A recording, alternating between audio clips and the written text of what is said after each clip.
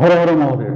আজকের আলোচনা করতে চলেছি আরজি করের যে ডাক্তারগুলো দীর্ঘদিন ধরে মাস অতিক্রান্ত হতে চলেছে, সেই ঋষিদের মতো তপস্যা এক প্রকার।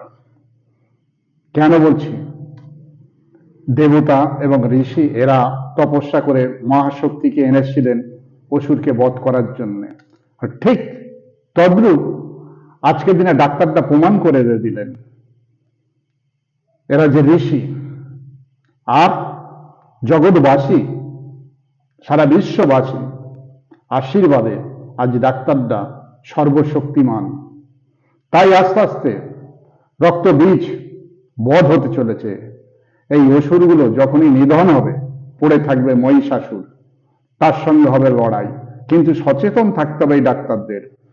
সর্বদশ শক্তি আপনারা পেয়েছেন, কিন্তু সেই সময়কালে অসুর বিনাশকালে মহিষাসুর কিন্তু মহেশের ভিতরে লুকিয়েছিলেন। কেন জানেন? যুদ্ধেতে পরাজিত হয়ে যাচ্ছে বলে ভয়ে লুকিয়েছিলেন। কিন্তু মনে ভাববেন যে এখন ঘরের এই অসুর এও লুকোতে পারে। কোথায় লুকোবে সেটাও বলে দিচ্ছি। যে কোনো একটা দেশে সে লুকোতে পারে। সব সময় সচেতন থাকতে হবে, সে যেন না লুকোতে পারে। এই অভয়ার বিচার অবশ্যই পাবে। কেন? একের পর এক জয়টা তোমাদের দিকে যাচ্ছে।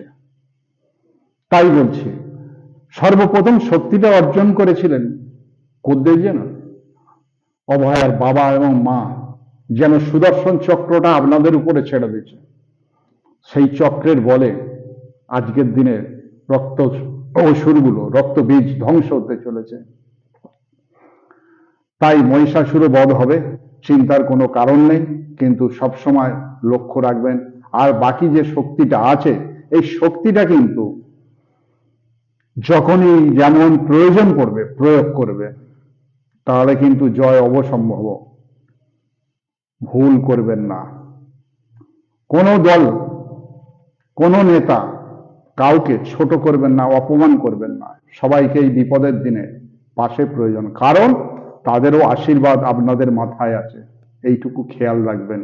হর হর মহাদেব, হর হর মহাদেব।